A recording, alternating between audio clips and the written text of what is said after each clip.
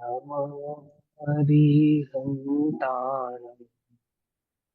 नमो सिद्धाणं नमो आयुर्याणं नमो वज्रायाणं नमो लोये सवसाहुणम्।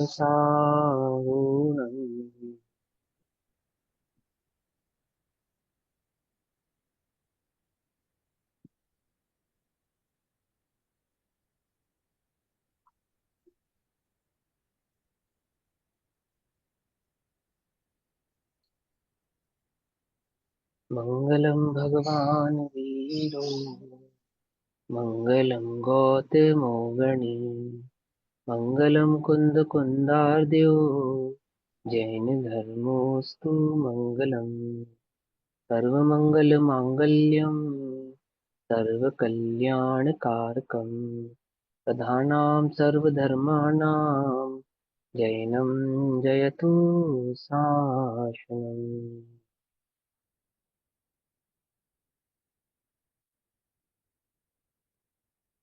तज्जयति परं ज्योतिः समं समस्तैरनन्तपर्याये दर्पणतल इव सकला प्रतिफलति पदार्थमालिका यत्र।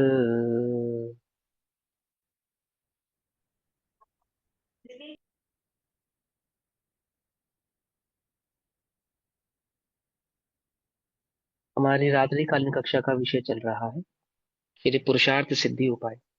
आचार्य अमृतचंद्र देव द्वारा कृत पुरुषार्थ सिद्धि उपाय का स्वाध्याय श्रावक धर्म की मुख्यता से किया गया है, परंतु यहाँ ये जानना चाहिए कि श्रावक धर्म की मुख्यता से किए गए उपदेश का जो उद्देश्य है वह मुनिपना प्रकट करना ही है। तो श्रावक धर्म को प्रकट करना श्रावक धर्म का उपदेश का उद्देश्य नहीं है।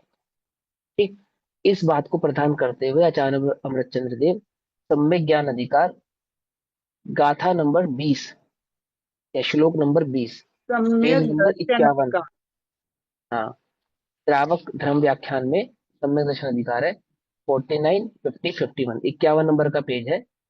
पेज नंबर 51 श्रावक धर्म व्याख्यान सम्यक दर्शन अधिकार। इस सम्यक दर्शन अधिकार के आधार से कहते हैं जो जीव मुनि धर्म का भार उठाने, भार भार भार भार माने बोझा, बोझा है, रत्नत्रय का मार्ग बोझा है ना। अज्ञानी को तो भार लगता है और ज्ञानी को भार नहीं लगता, परंतु ज्ञानी को क्या है, कठोर लगता है। कैसे कठोर लगता है, क्यों भार लगता है ज्ञानी को ये कठोर और भार, कि वो तिल मात्र भी, तिल तुष मात्र भी उसमें दोषारोपण नहीं करना चाहता। समझे, ऐसा नहीं आसान है, ऐसे कर लेंगे इसमें क्या है, आ में सोच है, ऐसा नहीं। क्या लगता है ज्ञानी को कि मैं ये जो ग्रहण करूंगा ना मुनि धर्म, इसमें मुझे तिल मात्र भी दोष नहीं लगाना है। ऐसा ऐसा जो उसके चित्त में इस धर्म के प्रति भाव है, श्रद्धान है, आदर है, समर्पण है। बात समझ में नहीं, समझ में आई? जब किसी का आदर हो, समर्पण हो, तो उसका वह कार्य करने में कितना अंदर में लगता है ना कि कोई त्रुटि ना हो जाए, छल ना ग्रहण किया जाए, दोष ना लगे, अतिचार ना लगे। उस अपेक्षा से भार कह रहे हैं। जीव मुनि धर्म का भार, कौन सा जीव, जो सम्यक दर्शन सहित है, उसकी बात है। जिसको रत्नत्रय का मार्ग समझ में आया है, जो सम्यक दर्शन ज्ञान चरित्राणी मोक्ष मार्ग के भाव को समझा है, और जिसने उस सम्यक दर्शन आदि भाव को ग्रहण किया है। ग्रहण करने के पश्चात मुनिराजों के उपदेश का उद्देश्य तो क्या है कि तू मुनि रत अंगीकार कर, परंतु हे प्रभु, आपके द्वारा बतलाया गया जो रत्नत्रय का मार्ग है, जो मेरे सुख का साधन है, ये जो मेरी मुक्ति का मार्ग है, इसे प्राप्त करने में मैं असमर्थ हूँ। असमर्थ हूँ। क्या असमर्थता है, शरीर से पालने में असमर्थता से भी अधिक जो असमर्थता उसे भाषित होती है, वह यह है कि मुझे प्रचुर स्व संवेदन भाव अभी प्रकट हुआ नहीं है। जो अनुभव प्रकट हुआ है ना, ये अनुभव कैसा होना चाहिए, प्रचुर स्व संवेदन भाव वाला होना चाहिए। प्रति अंतर मुहूर्त में छठा सातवां गुणस्थान प्रकट होवे, ऐसी प्रचुर स्व संवेदन संवेदनता वहां पे होनी चाहिए। मन वचन काया की परिणति भी है, उसका निषेध नहीं है ना। तो क्या कहते हैं, जो जीव मुनि धर्म का भार उठाने अर्थात अंगीकार करने में असमर्थ है, परिणामों की असमर्थता है, ध्येय की असमर्थता है ना। और मूल मूल असमर्थता तो परिणामों की ही है, मूल असमर्थता तो उपयोग की ही है। परिणामों की मुख्यता से किसको ग्रहण करना है यहाँ पे, उपयोग को ग्रहण करना। ठीक, उस उनके लिए आचार्य श्रावक धर्म का व्याख्यान करते हैं। श्रावक धर्म का व्याख्यान किसके लिए करते हैं, कि जो तुझे असमर्थता लग रही है, तेरी वे असमर्थता दूर हो। क्या कहा, जैसे तुम डॉक्टर के पास गए कि डॉक्टर साहब मुझे अमुक बीमारी थी, आपने मुझे उसका इलाज तो कर दिया, लेकिन अभी मुझे कमजोरी महसूस हो रही है। तो डॉक्टर क्या क्या बताता है तुमको कि अच्छा कमजोरी लग रही है, तो तुम एक काम करो, तुम कमजोरी में अमुक अमुक कार्य करना, अमुक अमुक दवा खाना। तो क्या होगा उसको अमुक दवा को खाने से और उस कार्य को करने से, कमजोरी बनी रहेगी है, क्या होगा, कमजोरी कमजोरी दूर हो जाएगी। दूर हो जाएगी। आहा, प्रभु ये कमजोरी है, मैं श्रावक धर्म को अंगीकार करना कर रखे बैठा हूं, मैं मुनि धर्म नहीं अंगीकार कर पा रहा। तो हम तुम्हें उपाय बतलाते हैं, क्या क्या उपाय बतलाएंगे श्रावक धर्म में बने रहने का, कमजोरी दूर करके वह मुनि पना तुम प्रकट कर सको, ऐसी सामर्थ्य प्रकट करने का उपाय बतलाएंगे श्रावक धर्म के माध्यम से। समझ में बात, कमजोर व्यक्ति को यदि आराम करने के लिए कहा जा रहा है, तो किस लिए कहा जा रहा है, ताकि उसकी कमजोरी और पुष्ट हो,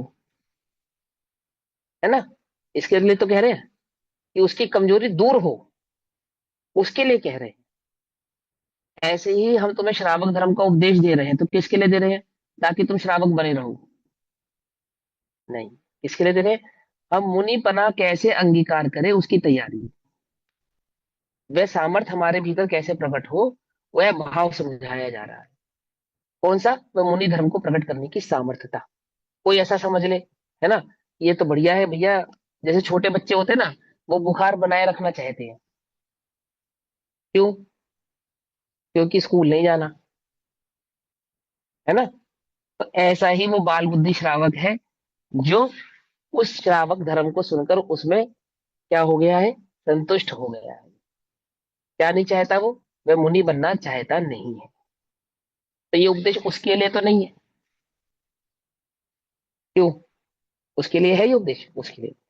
छोटे बच्चों को भी हम जो रेस्ट कराते हैं, चलो बच्चा आज तुम पढ़ाई मत करो, आज तुम्हारी तबीयत खराब है, आज तुम पढ़ाई मत करो। तो क्यों मत करो, ताकि तुम कल अच्छे से पढ़ाई कर सको, तबीयत ठीक करके। ये जो पढ़ाई तुम आज नहीं कर रहे हो, आज तुम रेस्ट कर रहे हो, ये कार्य ये काम तुम कल और अच्छे से कर सको, यही भावना है ना, या कोई दूसरी भावना है। तो लोक में तो बड़ा चतुर है, लेकिन धर्म क्षेत्र में पता नहीं इसकी बुद्धि को क्या हो जाता है, अर्थ का अनर्थ ग्रहण करता है। देखो क्या कह रहे हैं, जो जीव मुनि धर्म का भार उठाने में असमर्थ है, उनकी उस असमर्थता को दूर करने का उपाय, है ना, ये गर्भित है बात इसमें, बताने के लिए उनके लिए आचार्य श्रावक धर्म का व्याख्यान करते हैं। वहां श्रावक को धर्म ध्यान में क्या करना चाहिए, वह जो उसका कमजोरी है ना, जो उसकी असमर्थता है, वह असमर्थता दूर होगी, उसके लिए उसको क्या करना चाहिए, उसका व्याख्यान किया जा रहा है। तो श्लोक नंबर 20 में आचार्य देव कहते हैं, एवं सम्यक दर्शन बौद्ध चरित्र त्रयात्मको नित्यम तस्यापि मोक्ष मार्गो भवति निषेव्यो यथा शक्ति।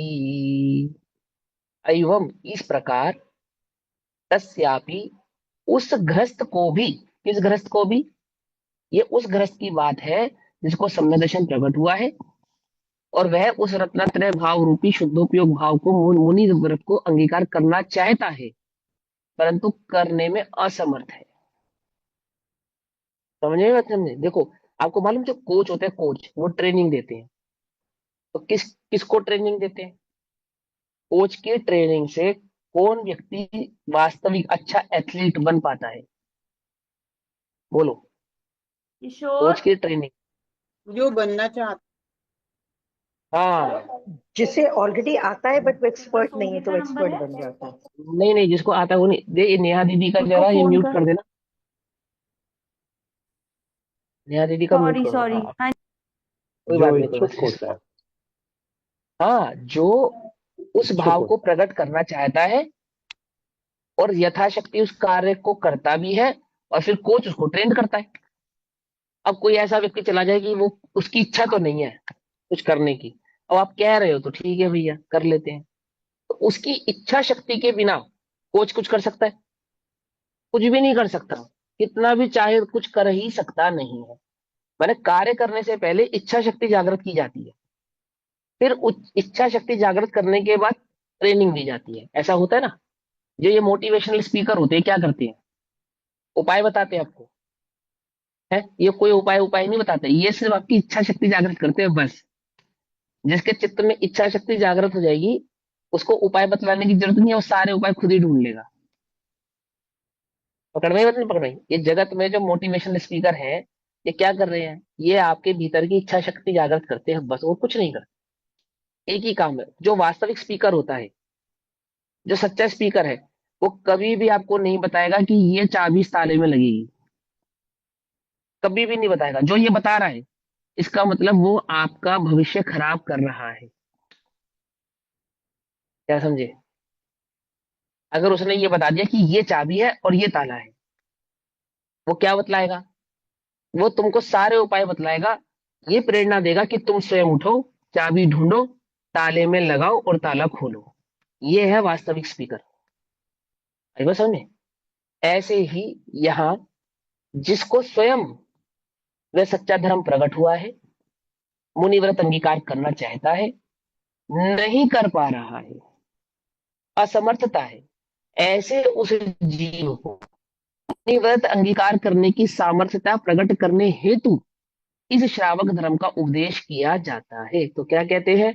इस प्रकार उस उस गृहस्थ को भी यथाशक्ति अपनी शक्ति अनुसार कि प्रभु, रत्नत्रय ही मुझे प्रिय है, रत्नत्रय का मार्ग ही मैं अपनाना चाहता हूं, और आप जैसा रत्नत्रय भाव मुझे भी प्रकट हो, प्रकट करने में असमर्थ हूं, तो उसको कहते हैं कि सम्यक दर्शन बोध चरित्र त्रयात्मक। सम्यक दर्शन, सम्यक ज्ञान, सम्यक चारित्र, इन तीन भेद रूप, भेद है या अभेद है? भेद है या अभेद है ना? अभेद है। अभी इन अभेद रत्नत्रय को भेद रूपता से, यानी कि समझाने की अपेक्षा से, जब कह रहे हैं ना भेद रूप, तो भेद रूप कहने का तात्पर्य क्या है? कि वह रत्नत्रय का मार्ग समझाने की अपेक्षा से, समझाने की अपेक्षा से मुक्ति का मार्ग सर्वदा सेवन करने योग्य है। ये जो रत्नत्रय का मार्ग है ना, ये सदा कैसा है? सेवन करने योग्य। किसको? वह उस श्रावक को भी बतला रहे हैं यथाशक्ति अनुसार। अब इसमें दो बातें हमें समझनी चाहिए। एक, मुनिराज ये कह रहे हैं कि श्रावकों को भी यथाशक्ति अनुसार रत्नत्रय का मार्ग अनुसरण करना चाहिए। तो किसी को लोक में किसी को ऐसी मान्यता है, किसी का ऐसा अभिप्राय है कि श्रावकों के रत्नत्रय नहीं होते, अर्थात उनके दर्शन ज्ञान तो होता है, चारित्र नहीं होता। तो उनके इस शंका को निवारणार्थ ये भाव समझना चाहिए कि आचार्य देव ये प्रेरणा कर रहे हैं। क्यों कर रहे हैं? क्योंकि उनको पता है होते हैं, इसलिए तो कर रहे हैं कि हे श्रावको, तुम्हें भी अपनी यथाशक्ति अनुसार इस रत्नत्रय मार्ग को धारण करना चाहिए, अपनी शक्ति अनुसार। समझे या नहीं समझे? तो श्रावकों के भी रत्नत्रय होते हैं। एक बात, इसको कहते हैं रत्नत्रय। तो अंतरंग में जो आत्म संबंधी सम्यक दर्शन ज्ञान और आत्म स्थिरता प्रकट हुई है, जितनी जितनी, है ना, वहां जो आत्म स्थिरता है, उसका चारित्र है। वहां जो आत्म श्रद्धा है, उसका सम्यक दर्शन है। और उस दर्शन और चारित्र के साथ वर्तने वाला जो आत्मा का ज्ञान स्वभाव है, वह सम्यक ज्ञान है। समझ में आई बात? वस्तु स्वभाव का जो निर्णय किया जिस ज्ञान में, वह सम्यक ज्ञान। जिसका श्रद्धान किया सो सम्यक श्रद्धान। और जो उसकी स्थिरता है सो सम्यक चारित्र, जो कि चौथे गुण स्थान में आंशिक होती है और पांचवें गुण स्थान में भी आंशिक ही होती है। ठीक। चौथे गुण स्थान में एक कषाय चौकुड़ी की अभाव रूप होती है, और पांचवें गुण स्थान में दो कषाय चौकुड़ी की अभाव रूप होती है। पहले गुण स्थान में एक कषाय चौकुड़ी के अभाव रूप होने पर भी, होने के कारण उस उस श्रावक के जीवन को अव्रति, असंयमी ऐसा कहते हैं। और पांचवें गुण स्थान व्रति श्रावक के दो कषाय चौकड़ी का अभाव होने पर उस श्रावक के जीवन को कुछ व्रति या देश व्रति ऐसा कहते हैं। समझिए बात, गुण स्थानों में हमने इसको अच्छे से समझा था, कषाय समझाने की आवश्यकता तो नहीं है, अनंतानुबंधी, प्रत्याख्यान, अप्रत्याख्यान, संचलन आदि समझाने की आवश्यकता तो नहीं, चौकड़ी आदि शब्द समझाने की आवश्यकता नहीं। क्लियर है ना सबको? चलो अब समझते हैं कि श्रावकों के भी रत्नत्रय होते हैं और यथाशक्ति अनुसार श्रावकों को भी उस रत्नत्रय का अनुसरण करना चाहिए। कौन से रत्नत्रय का अनुसरण करना चाहिए? वो जो ज्ञान दर्शन के समक्ष साथ वर्तने वाला चारित्र भाव है वह। मुनिराजों में और श्रावकों में क्या अंतर है? चारित्र मात्र का अंतर, अर्थात चारित्र की मुख्यता है, स्थिरता की मुख्यता है। उस आत्म भाव के अनुभव में होने वाले जो स्थिर परिणाम है, उन स्थिर परिणामों की मुख्यता है कि वह जो स्थिरता हमें प्रकट होती है छठे सातवें आदि गुण स्थानों में, वह आंशिक स्थिरता हे श्रावक तेरे भी जीवन में प्रकट हो, ऐसा तुझे लक्ष्य रखना चाहिए। और हम तुझे उसका उपाय बतलाएंगे। कैसे बतलाएंगे? अंतरंग परिणति तो इस दर्शन ज्ञान चारित्र की एकता से है, और बहिरंग परिणति के आधार से हम तुझे उसका व्याख्यान करेंगे, बतलाएंगे। ठीक, तो क्या कहते हैं? टीका, तस्य अपि यथाशक्ति एवं मोक्ष मार्ग निषेव्य भवति। उस ग्रस्त को भी अपनी शक्ति अनुसार, जिसका वर्णन आगे किया जाएगा, ठीक है ना, मतलब जिस जिस रत्नत्रय के मार्ग का वर्णन हम आगे करेंगे, वह रत्नत्रय का मार्ग श्रावकों को यथाशक्ति, जैसी उनकी सामर्थ्य है, जैसी उनकी शक्ति है। ऐसा क्यों कह रहे हैं? ऐसा क्यों कह रहे हैं यथाशक्ति? क्योंकि जो पांचवा गुण स्थान है ना, उसका वेरिएंट काफी लंबा चौड़ा है, उसके कई सारे भेद हैं। कितनी प्रतिमाएं उसमें? 11 प्रतिमाएं हैं, है ना। 11 प्रतिमा मतलब 11 प्रकार के व्रत हैं, ऐसा ऐसा समझो। वो 11 प्रकार के लेवल है उस पांचवें गुण स्थान के। तो थोड़ा भी व्रत अंगीकार कर सकते हो, कुछ उससे अधिक, कुछ उससे अधिक, कुछ उससे अधिक, कुछ उससे अधिक, यानी क्रम क्रम से अपनी शक्ति के अनुसार उस वीतराग भाव को बढ़ाते जाना चाहिए। किसको? श्रावक को। मुनिधर्म यानी कि वीतराग भाव की मूर्ति, श्रावक यानी कि जो वीतराग भाव को प्रकट नहीं कर पा रहा है, वह क्या करे? उस वीतराग भाव को प्रकट करने का उपाय करे। कैसे करे? यथाशक्ति करे। ठीक, ऐसा कह रहे।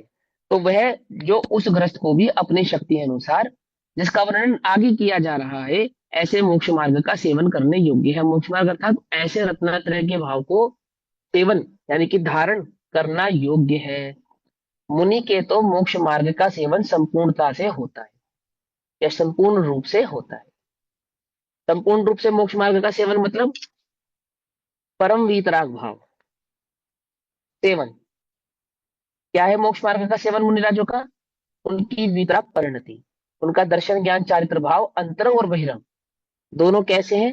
वीतराग भाव वाले हैं। श्रावक के कैसे हैं? एक देश वीतराग भाव वाले हैं, आंशिक वीतराग भाव वाले हैं। कैसा?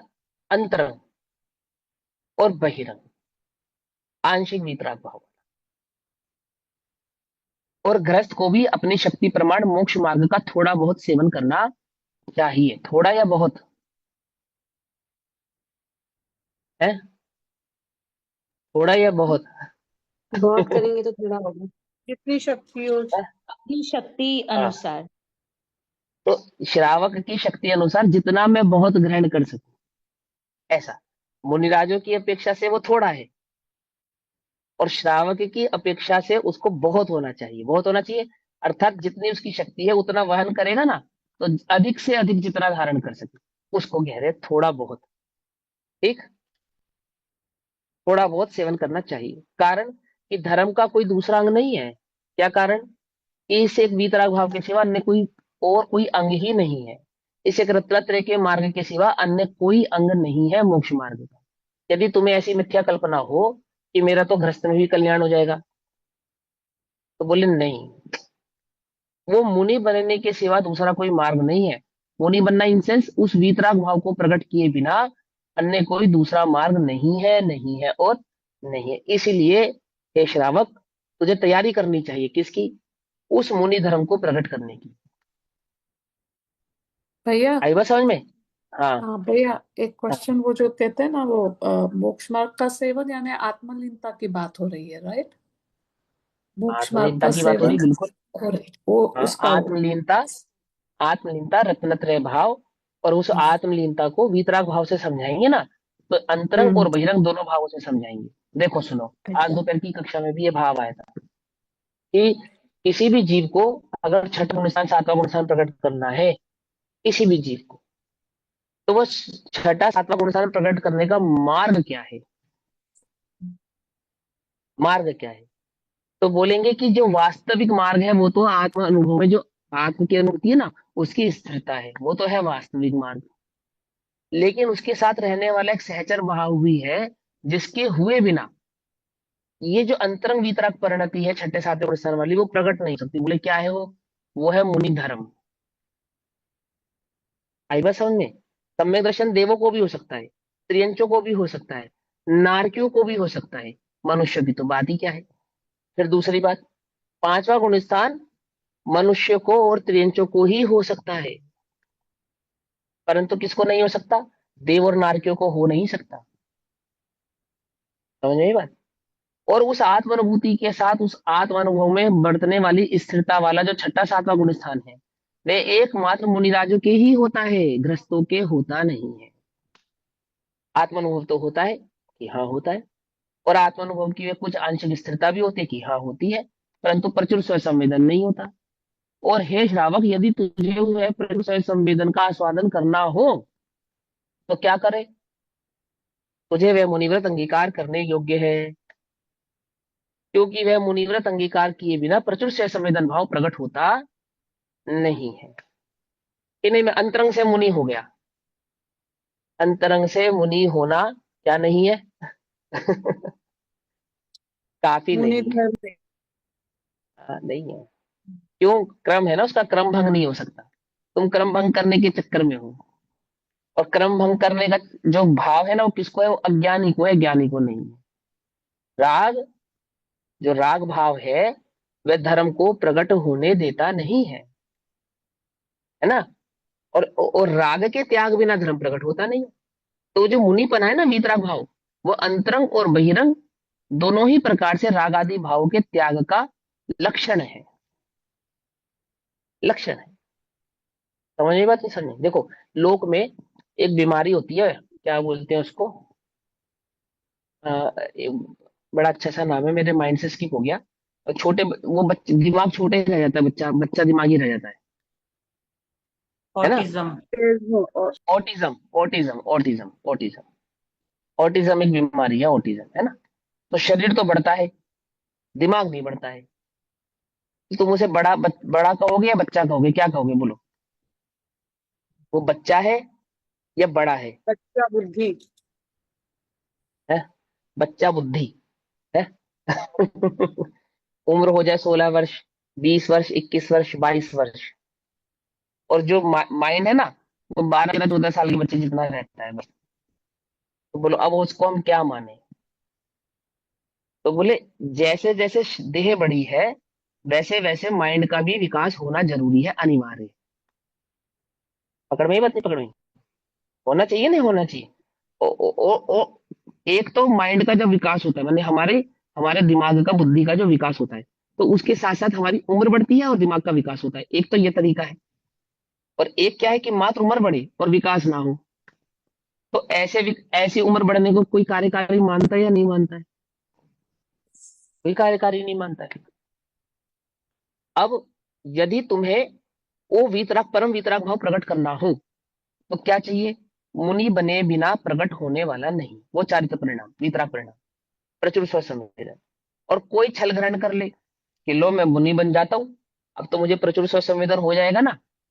तो ऐसा भी नहीं है कि आप मुनि हो गए इसलिए आपको प्रचुर स्व संवेदन हो जाएगा, ऐसा नहीं। तो आंतरिक विशुद्धि तो चाहिए ही चाहिए, उसका तो निषेध ही नहीं है। लेकिन वह आंतरिक शुद्धि के साथ साथ वह मुनि धर्म के बिना तो प्रकट होता नहीं। पकड़ में आ रही बात? नहीं पकड़ में आ रही? अविनाभावी संबंध समझ पा रहे हैं इन दोनों का? है ना? ये स्यादवाद नहीं है, ये अनेकांतवाद नहीं है। क्या? कि मुनि धर्म प्रकट करने से ही अंतरंग विशुद्धि बढ़ती है ऐसा नहीं कहना चाहते हैं, लेकिन जिनके अंतरंग विशुद्धि बढ़ती है उनको नियम से मुनि धर्म होता है ऐसा बतलाना चाहते हैं। नए का कोई ये कथन हुआ समझे, भैया। ये नए का कथन है ना, इसमें ऐसा नहीं कि मुनि धर्म होगा तो अंतरंग विशुद्धि बढ़ेगी। इसमें बात क्या है, जिनकी अंतरंग विशुद्धि बढ़ती है उनके मुनि धर्म होता ही होता है, ऐसा है यहाँ कहना। बात समझ आ रही है?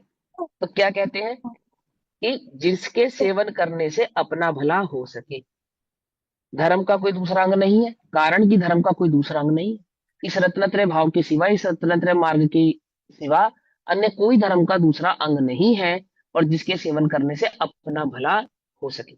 कैसा है वह मोक्ष मार्ग? वह मोक्ष मार्ग सम्यक दर्शन बोध चरित्र त्रयात्मका, अर्थात सम्यक दर्शन ज्ञान और सम्यक चारित्र का त्रिक जिसका स्वरूप है, जो रत्नत्रय स्वरूप है, जो तीन रतन वाला है, दर्शन ज्ञान और चारित्र। भिन्न भिन्न तीन मोक्ष मार्ग नहीं है, ये तीन प्रकार का मोक्ष मार्ग है। दर्शन मोक्ष मार्ग अलग, ज्ञान मोक्ष मार्ग अलग, चारित्र मोक्ष मार्ग अलग। क्यों बतलाया कि चौथे गुण स्थान में तो होता है ज्ञान, पांचवें गुण स्थान में होता है दर्शन, और छठे गुण स्थान में होता है चारित्र। ऐसा नहीं, ऐसा नहीं। जब भी प्रकट होंगे रत्नत्रय एक रूपता से ही प्रकट होते हैं। चौथे गुण स्थान में भी रत्नत्रय ही होते हैं, पांचवें में भी रत्नत्रय होते हैं, और छठे में भी रत्नत्रय ही होते हैं। छठे सातवें आदि गुण स्थानों में भी रत्नत्रय भाव ही होते हैं। और मात्र छठे सातवें गुण स्थानों में नहीं, अनंत आदि अवस्था में भी वे रत्नत्रय भाव ही पूर्ण होते हैं। और गुण स्थानातीत हो जाने के बाद वे सिद्ध आदि जो भाव भगवान है, सिद्ध सिद्ध स्वरूप जो परमात्मा भाव प्रकट हुआ है, वह भी रत्नत्रय आत्मक ही है, रत्नत्रय से कोई जुदा नहीं है। क्योंकि वे धर्म की मूर्ति, धर्म भाव को प्रकट करने वाले परम धर्मी जो सिद्ध भगवान है, वे रत्नत्रय की धारी है। और कैसा है वह रत्नत्रय, कैसा है, तो उसका स्वरूप आगे समझाएंगे। यहाँ क्या कहते हैं कि कैसा है वह मोक्ष मार्ग, कि सम्यक दर्शन, सम्यक ज्ञान, सम्यक चारित्र रूप से ऐसा रत्नत्रय स्वरूप है, परंतु तीन अलग अलग रत्न नहीं है, तीनों मिलकर एक मोक्ष मार्ग है। तीनों मिलकर ही एक मोक्ष मार्ग है। क्या है तीनों? ज्ञान, ज्ञान का ज्ञान, ज्ञान का श्रद्धान, और ज्ञान की स्थिरता, ये है मोक्ष मार्ग रत्नत्रय। वहां रत्न कौन है? तीन प्रकार के रत्नों में तीन रत्न है ऐसा नहीं, रत्न तो एक आत्मा ही है। उस एक आत्म रत्न का ज्ञान करना, उस एक आत्म रत्न का श्रद्धान करना, और उस एक आत्म रत्न की रमणता करना, ऐसा वह रत्नत्रय का मोक्ष मार्ग स्वरूप है। समझ भाई? इन तीनों में प्रथम किसको अंगीकार करना चाहिए वह कहते हैं। अब 21 नंबर के श्लोक में ये जो मोक्ष मार्ग की शुरुआत होती है, वह सम्यक दर्शन के बिना होती नहीं है। अब अकेला सम्यक दर्शन होता है ऐसा नहीं, होते तो रत्नत्रय ही है, लेकिन उसमें सम्यक दर्शन की मुख्यता होती है। कोई यह समझे, जो अभी निरूपण होगा ना आगे, जो आगे की गाथाओं में निरूपण होने वाला है, वहां चारित्र की मुख्यता से, व्यवहार चारित्र की मुख्यता से निरूपण होने वाला है। तो तुम छल ग्रहण ना करो, इसके लिए पहले ही क्या कह दिया 21 नंबर के श्लोक में, कि सम्यक दर्शन का जो अधिकारी है, अर्थात जिसने सम्यक दर्शन रूपी अधिकार को प्राप्त किया है, ऐसे उस जीव की यह बात आगे हम कहने वाले हैं। आई बात समझ नहीं? देखो, एक क्वालिफिकेशन होती है ना, कि आमुक एग्जाम देने के लिए, आमुक कार्य करने के लिए कम से कम मिनिमम इतनी क्वालिफिकेशन तो चाहिए ही चाहिए, ऐसा होता है ना। उसके बाद तुम जो आगे की एग्जाम दोगे उसमें पास होगे, सीट मिलेगी, आगे आगे वो तो बात है। जैसे एसएसबी आदि के एग्जाम देने पड़ते हैं, आईएएस के देते हम, देते ना, तो उसमें एक मिनिमम क्वालिफिकेशन होती है। क्या है कि आप, मतलब ग्रेजुएट मिनिमम आपको होना ही अनिवार्य है। ऐसा नहीं 6th 7th क्लास पास करके मैंने आईएएस का एग्जाम दे दिया, ऐसा नहीं कर सकता मैं। या एसएसबी की तैयारी करने लग गया, ऐसा नहीं। तैयारी कर सकता हूँ, एग्जाम नहीं दे सकता। एलिजिबिलिटी, एलिजिबिलिटी उस जिस चारित्र धर्म का हम आगे स्वरूप बदलने वाले हैं, जिस वीतराग भाव का स्वरूप हम आगे बतलाने जा रहे हैं, जिस श्रावक धर्म की मुख्यता से इस मुनि धर्म को हम कहने वाले हैं। क्या कहा मैंने? जिस श्रावक धर्म को की मुख्यता से, श्रावक धर्म की मुख्यता से मुनि धर्म को आचार्य देव हमको बतलाने वाले, समझाने वाले हैं, उसकी एलिजिबिलिटी के लिए सम्यक दर्शन होना तो अनिवार्य ही है। पहला, सम्यक दर्शन के बिना तो ये मार्ग शुरू होता नहीं, ऐसा कहेंगे। तो क्या कहते हैं, इन तीनों में प्रथम किसको अंगीकार करना चाहिए? जिन्हें भी मुनिधर्म अंगीकार करना हो, जिन्हें भी रत्नत्रय मार्ग अंगीकार करना हो, जिन्हें उस शुद्धोपयोग को प्राप्त करना हो, ऐसे जीवों को सर्वप्रथम सम्यक दर्शन होना तो अनिवार्य ही है। बिना सम्यक दर्शन के तो मोक्ष मार्ग शुरू होता नहीं है। तत्रादो सम्यक समुपाश्रयणीयम किल यत्नेन तस्मिन् सत्यैव तस्मिन् सत्येव यतो भवति ज्ञानं चरित्रं च। तत्रादौ, इन तीनों में प्रथम, किन तीनों में? दर्शन, ज्ञान और चारित्र में, दर्शन, ज्ञान और चारित्र के भेद से जिस मोक्ष मार्ग का निरूपण हम आपको करने वाले हैं, समझ में बात नहीं? समझ में क्या कहा? लाइन का अर्थ क्या है कि दर्शन, ज्ञान और चारित्र के भेद से जिस मोक्ष मार्ग का निरूपण हम आपके समक्ष करेंगे, उस रत्नात्रय के मार्ग में सर्वप्रथम सम्यक दर्शन होना तो अनिवार्य है। तीन भेद करके कहेंगे, तीन भेद नहीं है, एक ही है। और वहां चारित्र के अंतर से, है ना, दर्शन ज्ञान चारित्र ऐसा भेद करके कहा। और इस भेद के आधार से जिस प्रकार का मोक्ष मार्ग, जो मोक्ष मार्ग का निरूपण हम आपके समक्ष करने वाले हैं, जिस मुनि धर्म को अंगीकार करने की सामर्थ्यता के लिए उस श्रावक धर्म का उपदेश हम आपको देने वाले हैं, उस श्रावक धर्म की जो शुरुआत है वह सर्वप्रथम कहां से होती है? इन तीनों में प्रथम समस्त प्रकार सावधानी पूर्वक यत्न से, समस्त प्रकार, समस्त प्रकार माने सभी प्रकार से, हर प्रकार से, हर प्रकार से मतलब मात्र व्यवहार नहीं, निश्चय से भी, पकड़ में बात, ऐसा कहते हैं। सर्व प्रकार का मतलब समझ में ही बात। जैसे किसी ने कहा कि देखो भैया, मैं कुदेव को, गुरु को, शास्त्र आदि को देव नहीं मानता, गुरु नहीं मानता, शास्त्र नहीं मानता, एकमात्र अरिहंत भगवान को ही भगवान मानता हूँ, दिगंबर मुनिराजों को ही मुनि मानता हूँ, और जिनवाणी को ही सद धर्म का स्वरूप बतलाने वाला मार्ग मानता हूँ। ठीक, मैं रात्रि भोजन आदि नहीं करता, किसी भी प्रकार के पांच आदि पापों में मैं एक देश रूप से लिप्त नहीं, एक देश रूप भाव मेरे साथ है, अन्य भावों से मैं लिप्त नहीं हूँ। सप्त व्यसन आदि, तीन आत्मकार आदि का मुझे त्याग है। और ऐसे सप्त व्यसन, तीन मकार आदि त्याग और देवशास्त्र गुरु के श्रद्धान के साथ मुझे सम्यक दर्शन हो गया, तो अब मैं मुनि धर्म का अंगीकार करने वाला हूँ, श्रावक धर्म को समझने वाला ऐसा श्रावक एलिजिबल हो गया या नहीं हो गया? मेरी एलिजिबिलिटी तो हो गई ना, क्योंकि मैंने तीन मकार का त्याग, सप्त व्यसन का त्याग, रात्रि भोजन आदि का त्याग और देवशास्त्र गुरु का श्रद्धान, ये मैंने किया है। तो कहते कि देखो भाई, इतना किया तो शाबाश, परंतु ये सर्व प्रकार से नहीं हुआ। बोले सर्व प्रकार से कैसे नहीं हुआ? बोले मन वचन काया से तो हो गया, लेकिन आत्मानुभूति तो अभी हुई नहीं ना। आत्मानुभूति भी साथ में प्रकट हो गए, एक कषाय चौकड़ी का अभाव प्रकट हो गए, अनंतानुबंधी का अभाव वहां हो गए, तो यह सर्व प्रकार से मानने योग्य होता है। समझे? इसको कहते हैं सर्व प्रकार। तो क्या कहते हैं देखो, इन तीनों में प्रथम समस्त प्रकार सावधानी पूर्वक यत्न से सम्यक्तम, सम्यक दर्शन को समुपाश्रयणीयम भली प्रकार अंगीकार करना चाहिए। ये जो रत्नत्रय का मार्ग आप सबके आगे निरूपित किया जाएगा, उस रत्नत्रय के मार्ग में सर्व प्रकार, सर्वप्रथम, भली प्रकार से और सावधानी पूर्वक, सावधानी पूर्वक मतलब छल ग्रहण मत करना, छल से नहीं, सावधानी से, विवेकपूर्ण। ऐसा ही नहीं कि हमें लगता है कि हम सम्यक दृष्टि हैं, ऐसा नहीं, चाहे जिस जिस परिणाम को सम्यक दर्शन मान लेना, ऐसा नहीं, अथवा मंद आदि कषायों के वर्तने को ही आत्मानुभव समझ लेना, ऐसा नहीं। कैसा? सावधानी पूर्वक। सावधानी का मतलब क्या होता है? जिसमें युक्ति लगी हो, न्याय लगा हो, आगम का सेवन किया हो और आत्मानुभूति हुई हो, वह है सावधानी। समझे नहीं समझे? देखो, जैसे कोई फायर ब्रिगेड में वो आग बुझाने वाले आते हैं, फायरमैन, तो आग में प्रवेश करने से पहले वो कुछ सावधानियां बरतते हैं, बरतते हैं नहीं बरतते हैं? तो क्या सावधानी बरतते बताओ? कि सर्वप्रथम तो वो फायर प्रूफ सूट पहनते हैं। बोलो पहनते हैं नहीं पहनते हैं? है ना? और प्रवेश करने से पूर्व, अग्नि जहां लगी है उसमें प्रवेश करने से पूर्व कुछ उपकरण होते हैं उनको, वो सारे अपने साथ रखते हैं, जैसे रस्सी, कुल्हाड़ी आदि आदि ये सब रखते हैं ना अपने पास।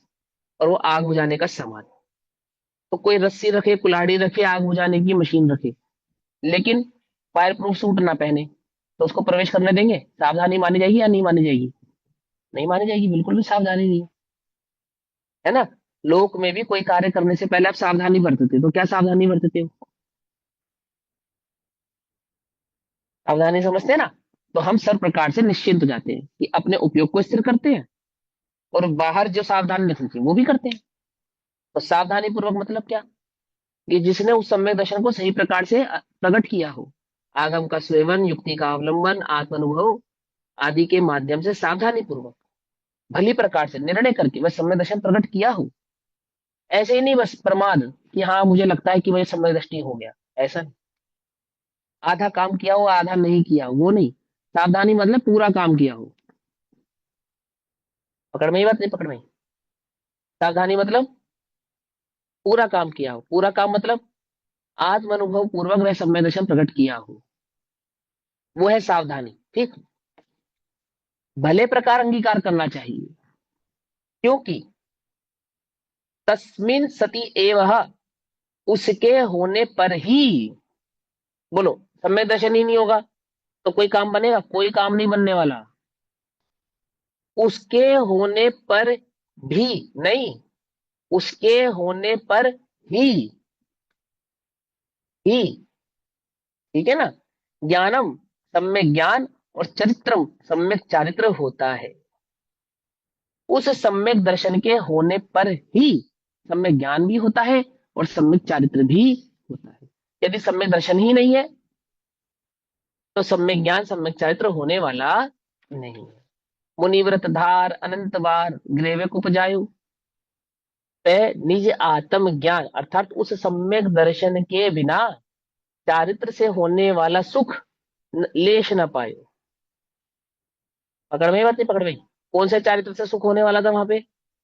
28 मूल गुणों से, 22 परिचय से, है ना? वास्तविक इनसे जो चारित्र है, कि सम्यक वहां ज्ञान से। वास्तव वास्तविक चारित्र जो आत्मानुभूति से वीतराग परिणति, हाँ, शुद्धोपयोग रूपी जो वीतराग परिणति थी, उससे सुख उत्पन्न होने वाला था। और वो वीतराग परिणति शुद्धोपयोग स्वरूप आत्मानुभव प्रचुर से संवेदन क्यों प्रकट नहीं हुआ मुनिव्रत अंगीकार करने पर भी? क्योंकि सावधानी पूर्वक सर्वप्रथम जो सम्यक दर्शन ग्रहण करना चाहिए था वो ग्रहण ही नहीं किया। समझे नहीं समझे? इसलिए वह मुनिव्रत अंगीकार करने के पश्चात भी क्या नहीं हुआ? सुख लेश ना पाए। तो क्या कहते हैं यहाँ पे? उसके होने पर ही, अर्थात उस सम्यक दर्शन के होने पर ही सम्यक ज्ञान और सम्यक चारित्र होता है, उससे पूर्व तो होता नहीं। तत्र आदौ अखिल सम्यक्त्वम समुपाश्रय नियम, इन तीनों में प्रथम ही कि भैया समस्त यहाँ पे हाँ जी, हाँ जी। आपने जो बोला भैया, यहाँ पे फिर सिर्फ वहां पे द्रव्यलिंग होता है, द्रव्यलिंग में। हाँ देवी द्रव्यलिंग होता है, ठीक है। वो तो मतलब ये ना, उसमें पूछने वाली क्या बात है? देखो, द्रव्यलिंग भी उसको होता है जिसको निरतिचार होता है। जिसको निरतिचार नहीं नहीं होता उसको द्रव्यलिंग भी नहीं होता है। नहीं, तो उसे भावलिंग नहीं होने के कारण सुख नहीं होता है ना, खाली द्रव्यलिंग होता है, ऐसा हाँ, है। हाँ, हाँ, हाँ। भावलिंग नहीं होने के कारण बतला तो रहे हैं, ये बात बता तो रही है एक्चुअली। देखो सुनो, आप जो प्रश्न पूछ रहे हो मैं आपके प्रश्न का भाव समझ रहा हूँ, और आपके प्रश्न के भाव का मैं उत्तर भी दूंगा, लेकिन उसमें एक बात और जोड़ूंगा, वो आप सबको भी समझनी चाहिए। समझने के कैसे समझना, है ना? हम्म। ऐसा नहीं समझिए कटाक्ष किया है। ठीक, सुनो ध्यान से, म्यूट कर लो। हम लोग हैं शब्द मलीच। क्या है हम? शब्द मलीच। शब्द मलीच क्यों है? वो भावलिंग और द्रव्यलिंग कहो तो बात समझ में आती है, और वो निश्चय और व्यवहार कहो तो बात समझ में आती है, और वो शुद्धोपयोग आदि अन्य बात के आधार से कहो तो बात समझ में नहीं आती है। समझे नहीं समझे? अब हमने कहा कि वे शुद्धोपयोग के बिना क्या नहीं होता? मुनि धर्म में बरतने वाला सुख नहीं होता, एक बात। और वह शुद्धोपयोग सम्यक दर्शन के बिना नहीं होता। ये कहा ना, तो अंडरस्टूड है कि वो भावलिंग की बात है। और वो जो मुनिव्रत हुआ भी है, वहां पे सुख क्यों नहीं हो रहा? क्योंकि वहां पे सम्यक दर्शन रूप प्रकट होने वाला वीतराग चारित्र जो होता वो नहीं था। तो ये तो गर्भित बात है ना कि हम द्रव्यलिंग और भावलिंग की बात कर रहे हैं। लेकिन वो शब्द ही सुनकर हमें तसल्ली पड़ती है, हाँ हाँ ये वही बात है। तो दोनों बातें, आपने जो प्रश्न पूछा वो बिल्कुल सही है। और ये आप अकेले की गलती नहीं है, ये हम सभी हैं। हम शब्द शब्द में लिखे हैं कि जो शब्द हमने सीखे हैं, जब तक उन शब्दों से हम मैत्री नहीं कर लेते उस भाव की, उस बात की, तब तक हमें तसल्ली नहीं पड़ती। समझे नहीं समझे? आगम में उस शब्द में लिच कहा है। समझे नहीं समझे? और जो जो सही स्वाध्याय है, जो सही भाव पकड़ने वाले जीव है, वे क्या नहीं होते? वे शब्द मलिच्छ नहीं होते। वो भाव को समझते हैं। हाँ, बिल्कुल सही है ना। देखो, मैंने कहा कान, किसी ने कहा पानी, किसी ने कहा वाटर, और किसी ने कहा H2O। तो किसकी बात चल रही है? किसकी बात चल रही है? पानी की। बस सीधी सी बात। फिर साथ में किसी ने ये कहा वाटर, पानी, H2O के बाद कि एक खारा होता है, एक मीठा होता है। कि भैया नमक की बात कर रहे हो या चीनी की? अरे भैया गजब हो गया। अभी तुमको बोला ना, हम पानी की बात कर रहे हैं, वो पानी की क्वालिटी समझा रहे, खारा और मीठा। समझे? जैसे किसी ने कहा कि अमुक जगह का पानी खारा है, तो तुम्हारे दिमाग में पानी आता है ना, नमक तो नहीं आता ना। ऐसा आता है नहीं आता है ना? देखो कितने लोक में शब्द मलिच्छ नहीं हम, लेकिन यहाँ धर्म क्षेत्र में, यहाँ तो वही शब्द कहो, उसी से बात पकड़ में आएगी, हमें वही समझ में आएगा। ऐसा नहीं होना चाहिए, एकदम सर्वांगीण भाव से अच्छे से उसको पकड़ में आना चाहिए, अच्छे से समझ में आना चाहिए। ऐसा, तो ऐसा देखो, अपने ऊपर नहीं लेना बात, है ना। और मैंने ये बात समझाने के लिए इसलिए कही कि शब्द मलिच्छता से बाहर निकल कर आओ। सर्वथा, सर्व जगह उसे द्रव्यलिंग नहीं कहेंगे। कहीं कुछ कहेंगे, कहीं कुछ कहेंगे। और आपको भाव समझ में आना चाहिए, आपको बात पकड़ में आनी चाहिए। ऐसा ठीक। क्यों ऐसा क्यों होता है? क्योंकि जो प्रासंगिक विषय होता है ना, प्रासंगिक माने प्रस्तुत विषय होता है, वो उन्हीं पुराने शब्दों को समझाने के चक्कर में उलझता है, उससे उलझता है वो। और हमें विषय को उलझाना है या सुलझाना है? हमें तो सुलझाना है। तो सुलझेगा कब? जब हम भाव पकड़ेंगे तब। ऐसा, कई बार हम किसी से चर्चा भी करते हैं ना, पर्सनली भी, तो वही शब्द मलिच्छता बहुत होती है कि वहां ऐसा है, वहां ऐसा है, वहां ऐसा। अब इतने शब्द गिनाते हैं, सबका मतलब तो वही होता है। समझे? कहीं आत्मानुभूति कहा, कहीं शुद्धोपयोग कहा। तो क्या अंतर है आत्मानुभव और शुद्धोपयोग में? और अब बात गजब की यह है कि एक जगह तो कोई अंतर नहीं है, और एक जगह अंतर भी है। कहीं कहीं पे शुद्धोपयोग मात्र मुनिराजों के लिए इस्तेमाल किया जाने वाला शब्द है, और कहीं कहीं पे शुद्धोपयोग आत्मानुभूति के साथ भी बरतने वाला शब्द है। और हमें प्रसंग समझ में आना चाहिए कि किसकी चर्चा चल रही है, वहां उसको यथानुसार लगा लेना चाहिए। ठीक है। लेकिन हमें क्या लगता है कि नहीं, वो श्रावक का आत्मानुभव तो शुद्धोपयोग नहीं है, और मुनिराजों का जो आत्मानुभव है वो शुद्धोपयोग है। बात समझ में आती नहीं आती है? और बात सही भी है, कहीं पे ऐसा कहा भी है, लेकिन कहीं पे दोनों बातें भी कही हैं। तो हमें भाव समझ में आना चाहिए। अब ऐसे यहां समझते हैं, देखो क्या कहते हैं। तत् ऐसा सुनकर आप अपने प्रश्न पूछना बंद ना करें, और बिल्कुल भी घबराने की आवश्यकता नहीं है। मैंने ये बात सिर्फ इसलिए कही ताकि हम थोड़ा फोकस होकर पढ़ें। ठीक। हाँ। तत्र आदौ अखिल यत्नेन सम्यक्त्वं समुपाश्रयणीयम, अर्थात इन तीनों में प्रथम ही समस्त उपायों से जिस प्रकार भी बन सके, समस्त उपायों से जिस प्रकार भी बन सके, वो तो भैया जब होना है तब होगा, स्वकाल में होता है। क्यों भैया? सम्यक दर्शन कब प्रकट करने वाले हो? भैया हम कौन है सम्यक दर्शन प्रकट करने वाले? वो तो जब होना है ना, तब होगा। भगवान के केवल ज्ञान में झलका है। जिस क्षेत्र में, जिस काल में, जिस समय उस सम्यक दर्शन की पर्याय प्रकट होने वाली होगी, उस समय, उस क्षेत्र में, उस काल में वह सम्यक दर्शन मुझे पेड़ से टपके हुए आम की भांति प्रकट हो जाएगा। मैं सो रहूंगा और मुझे सम्यक दर्शन हो जाएगा नींद में, क्योंकि वो काल निश्चित है ना। अब उल्टा नहीं पकड़ना। देखो क्या कहते हैं, मैं क्या कह रहा हूँ, पंडित टोडरमल जी कह रही है बात, ये टीका पंडित टोडरमल जी ने लिखी है। जिन पंडित टोडरमल जी ने ये कहा है कि तेरा कर्तव्य तो एकमात्र तत्व अभ्यास करना है, और वह सम्यक दर्शन कब प्रकट होता है, आत्मानुभव कब प्रकट होता है, कि जब होना होता आप वो प्रकट होता है। वे पंडित टोडरमल जी इसकी टीका में ये कह रहे हैं, इन तीनों में प्रथम ही समस्त उपायों से सम्यक दर्शन क्या उपायों से प्रकट होता है? और जिस प्रकार भी बन सके, ये तो कर्ता बुद्धि हो गई, कर्ता बुद्धि वाले को तो सम्यक दर्शन प्रकट ही नहीं होगा भैया, कैसी बात कर रहे हो आप। सम्यक दर्शन तो उसको प्रकट होता है जो सम्यक दर्शन प्रकट करना नहीं चाहता। क्यों भाई, है ना, ऐसा ही है ना। सम्यक दर्शन तो भैया सहज रहने वालों को प्रकट होता है, बस ज्ञाता दृष्टा बने लो, बस वो तो अपने आप प्रकट हो जाएगा। समझ में आई बात, नहीं समझ में आई? ऐसा ऐसा लगता है अपने को, नहीं लगता है? ये तो जब होना तब हो जाएगा। और बात तो सच्ची है, होगा तो स्वकाल में ही। जीव का तो उसमें कोई कर्तव्य नहीं है या नहीं है? बोलो, है या नहीं है? है। तत्व अभ्यास करना है। तो तत्व ज्ञान के लिए आगे बढ़ना है, उसके सच्चा अब श्रद्धान देखो, करना है। देखो इसमें मैं, ये पंडित टोडरमल जी की टीका है, ध्यान से समझना। उन्होंने लिखा है, इन तीनों में प्रथम ही समस्त उपायों से, उपाय कर रहे हो या नहीं कर रहे हो सम्यक दर्शन प्रकट करने का? हम कोई उपाय नहीं कर रहे, हम तो ज्ञाता दृष्टा है, बस अपने आप हो जाएगा। और जिस प्रकार भी बन सके, जिस प्रकार भी बन सके, क्या मतलब है इसका, जिस प्रकार भी बन सके?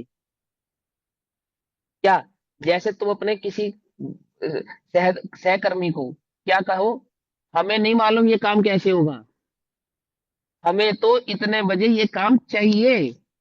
बोलो, ऐसा कहते हो नहीं कहते हो?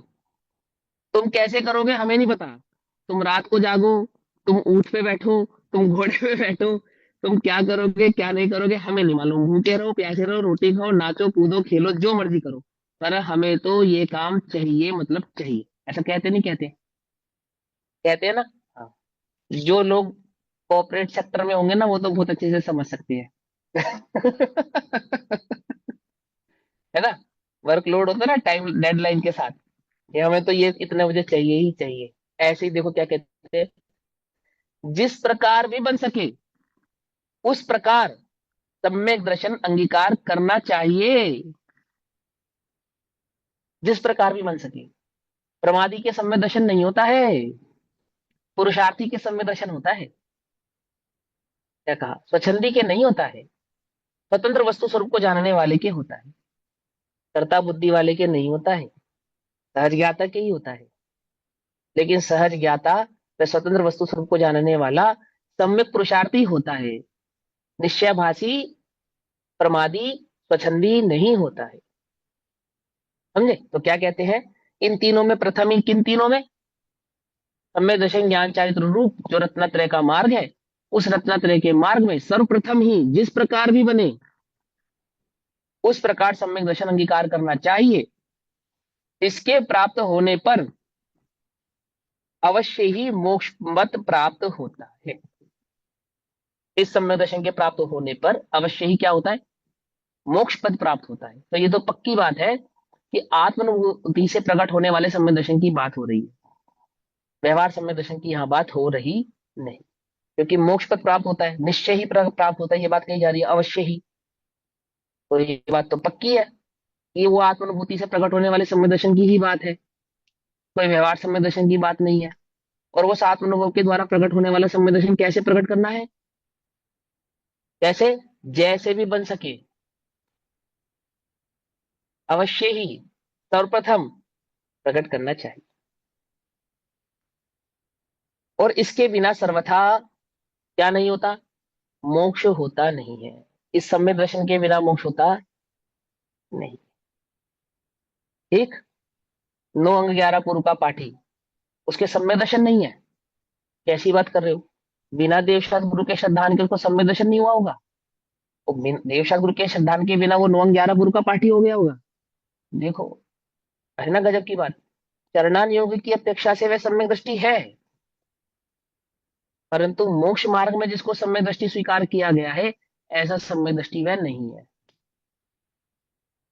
और जिसको मोक्ष मार्ग में सम्यक दृष्टि स्वीकार किया गया है, ऐसे आत्मानुभूति के साथ प्रकट होने वाले उस सम्यक दर्शन की बात यहाँ है कि सर्वप्रथम ही जैसे भी बने एक सम्यक दर्शन अंगीकार करना चाहिए। अंगीकार करना चाहिए अर्थात प्रकट करना चाहिए। अब वहां सम्यक दर्शन कहकर आत्मानुभव प्रकट करना चाहिए, ऐसा कह रहे हैं।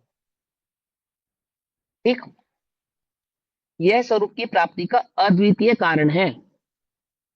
अद्वितीय, अद्वितीय अर्थात इसके जैसा कोई दूसरा कारण नहीं है, एकमात्र कारण है, ऐसा कह रहे हैं। अद्वितीय माने एकमात्र, जिसका कोई दूसरा रूप ना हो। अद्वितीय, अ माने नहीं, द्वितीय माने दूसरा, ऐसा। अतः इसके अंगीकार करने में किंचित मात्र भी कुछ दिखाई नहीं दे रहा मुझे, क्या लिखा है ये? किंचित मात्र भी प्रमाद नहीं प्रमाद करना। नहीं करना। आई बात समझ में? अब देखो, धन कमाने में कोई प्रमाद नहीं, शरीर बनाने में कोई प्रमाद नहीं, भोग भोगने में कोई प्रमाद नहीं, और सम्यक दर्शन प्रकट करने में जिस काल में, जिस क्षेत्र में, जिस द्रव्य की, जिस गुण की जो पर्याय होनी है तब होती है। क्या कहा? सम्यक दर्शन प्रकट करने के नाम पे तो स्वतंत्र और सहज हो जाता है, और पांच इंद्रिय के विषय आदि भोग भोगने पर पुरुषार्थी हो जाता है। तो क्या कहते हैं उसको? कौन कह रहा है ये बात? पंडित टोडरमल जी कह रहे हैं ये बात। ठीक है ना? क्या नहीं करना? किंचित मात्र भी प्रमाद नहीं करना, मृत्यु का वर्ण करके भी। है? किसका वर्ण करके? मृत्यु का वर्ण करके। मैं ये पांच इंद्रिय के विषय कैसे त्यागूं? नहीं त्यागूंगा तो मर जाऊंगा। अगर मैंने ये भोग बुद्धि छोड़ी तो मेरा क्या होगा? मृत्यु का वर्ण करके भी है इसे प्राप्त करने का प्रयत्न अवश्य करना। ये कौन कह रहा है? पंडित टोडरमल जी। किस बल से कह रहे हैं कि पंडित जी आप हमें कर्ता बुद्धि वाला बना रहे हो? पंडित टोडरमल जी पता है आपको क्या कहेंगे? मैंने नहीं कहा, ये वाक्य तो स्वयं अमरचंद्र देव के ही है। आचार्य अमरचंद्र देव ने समय सार की आत्मख्याति टीका में इस ही प्रकार से सम्यक दर्शन को प्रकट करने की प्रेरणा की है कि मृत्यु का वर्ण करके भी यह सम्यक दर्शन प्रकट करना चाहिए। पकड़ में बात? मृत्यु का वर्ण करके अर्थात जहर खा के, फांसी लगाकर, पहाड़ से कूद कर। मृत्यु का वर्ण करके भी का अर्थ यह है कि वो जो पांच इंद्रिय के विषय तुझे सुख रूप लगते हैं ना, और जिनको छोड़ने में तुझे मौत आती है,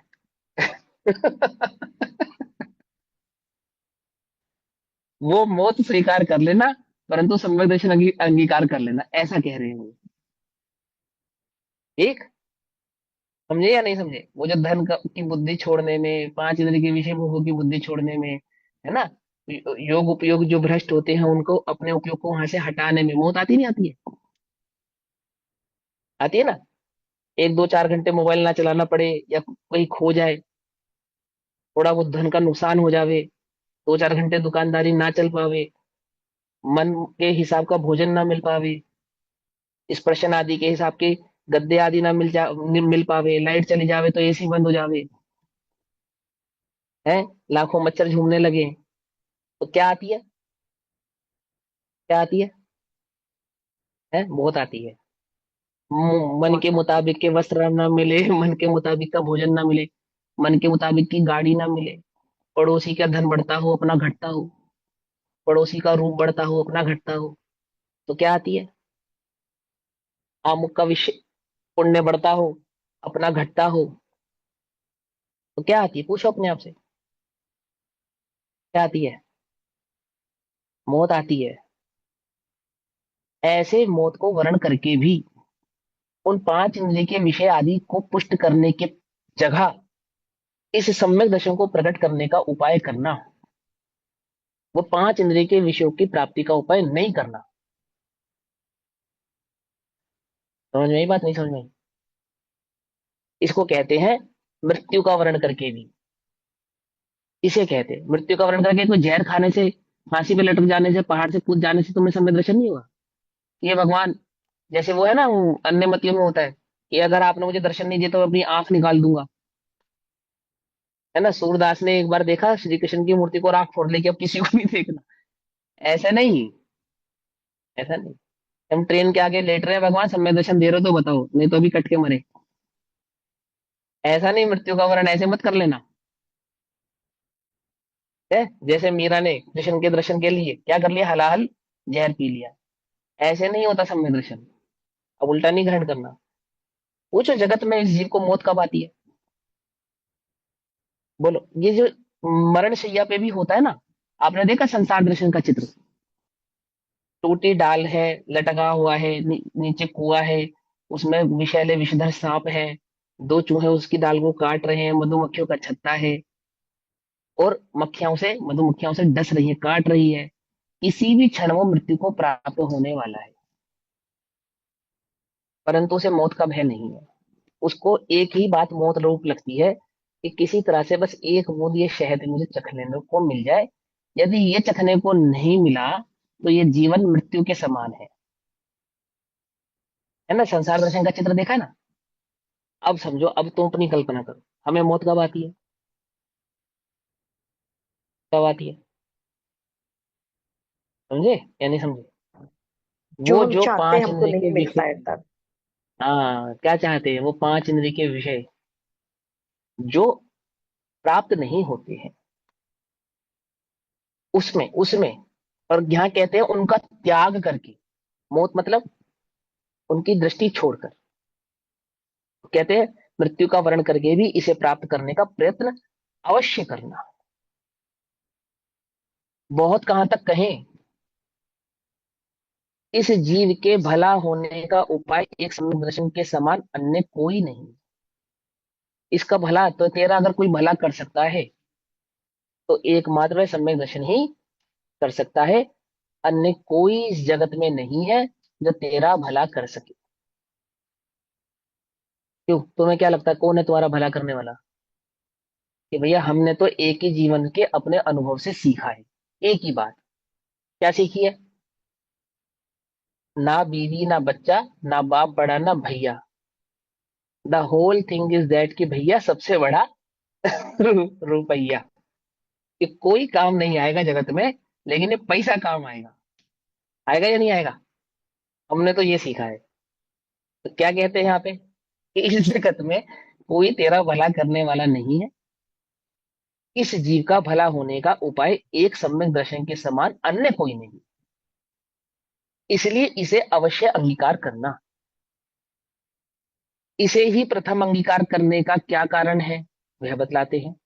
यतः तस्मिन् सति एव ज्ञानम चरित्रम च भवति। उस सम्यक दृष्टि के ही ज्ञान और चारित्र भाव प्रकट होते हैं। उस सम्यक दर्शन के होने पर ही सम्यक ज्ञान तथा सम्यक चारित्र होता है। उससे पूर्व प्रकट होता नहीं है, उसके पश्चात ही प्रकट होता है। पकड़ में आई बात? वह धर्म, वह रत्नत्रय का मार्ग, वह मुनि धर्म, जिसकी प्रेरणा करने के लिए हम तुम्हें जो श्रावक धर्म का उपदेश देने वाले हैं, वह श्रावक धर्म भी उस सम्यक दर्शन के पश्चात ही प्रकट होगा, उससे पूर्व प्रकट होता नहीं है। वह रत्नत्रय वह सम्यक दर्शन के साथ ही प्रकट होते हैं, उसके पहले प्रकट होते नहीं है। सम्यक बिना 11 अंग तक पढ़ ले तो भी अज्ञानी ही कहा जाता है। महाव्रतों का साधन करके अंतिम ग्रह तक के बंध योग्य विशुद्ध परिणाम करे तो भी वह असंयम ही कहलाता है। ठीक है ना? देखो हम यहाँ पे द्रव्यलिंगी शब्द का इस्तेमाल तो नहीं हुआ, नहीं हुआ ना। लेकिन अगर हमने द्रव्यलिंग नाम नहीं लिया तो इसका मतलब ये तो नहीं कि यहाँ द्रव्यलिंग की बात नहीं है ना। और लेकिन एक बात और बताए, उस द्रव्यलिंग के संदर्भ में भी हमें पूरी जानकारी नहीं है, वो भी हमारा अधूरा ही है। जो भावलिंगी होते हैं वे नियम से द्रव्यलिंगी ही होते हैं, द्रव्यलिंगी भी होते हैं जो भावलिंगी होते हैं। और हम जब द्रव्यलिंगी की मुख्यता से कथन करते हैं तो वहां बस इतना समझाना चाहते हैं कि ऐसा निरतिचार मुनि व्रत का पालन जहां पे भावलिंग नहीं है। एक बात। दूसरी बात, प्रश्न किसने पूछा था? मंजू दीदी, आपने पूछा था प्रश्न। हाँ भाई। हाँ, हम आपसे एक प्रश्न पूछते हैं, ठीक है, ध्यान से बताना। क्यों बतला रहे, क्यों पूछ रहे हैं आपसे प्रश्न, कि आपके माइंड में उस द्रव्यलिंग के संदर्भ में जो इमेज होगी ना, वो थोड़ी क्लियर हो जाए, इसके लिए पूछ रहे हैं।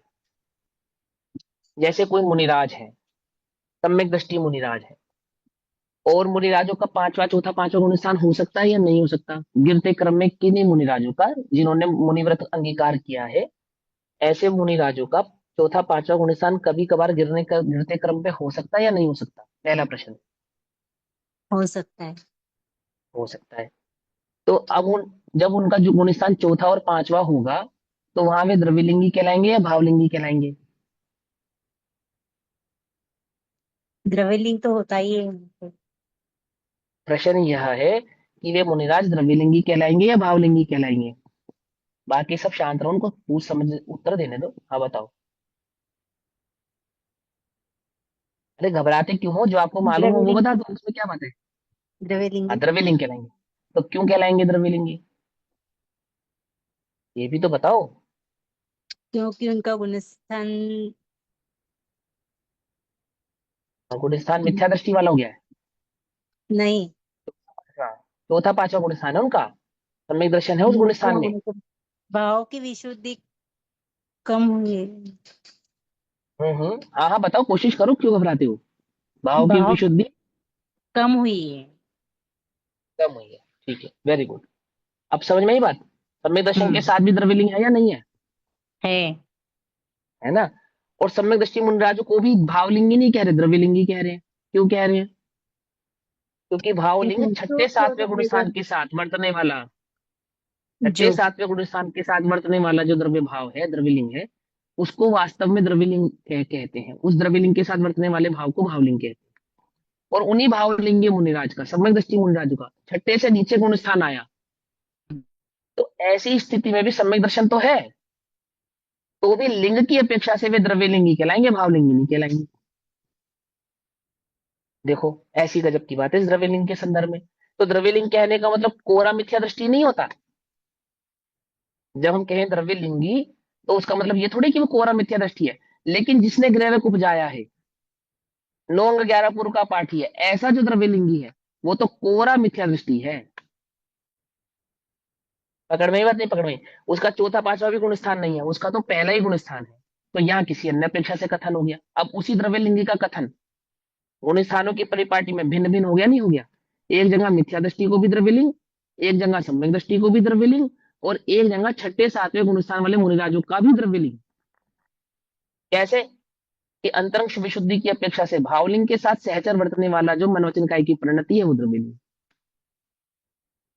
ठीक, पकड़ में आती है बात, नहीं पकड़ में आती है। क्लियर इसीलिए हो गया। द्रव्यलिंग और भावलिंग, हाँ इसलिए द्रव्यलिंग और भावलिंग ऐसे शब्द मलेच्छ ना होकर भाव पक्ष को पहले प्रथम पकड़ो।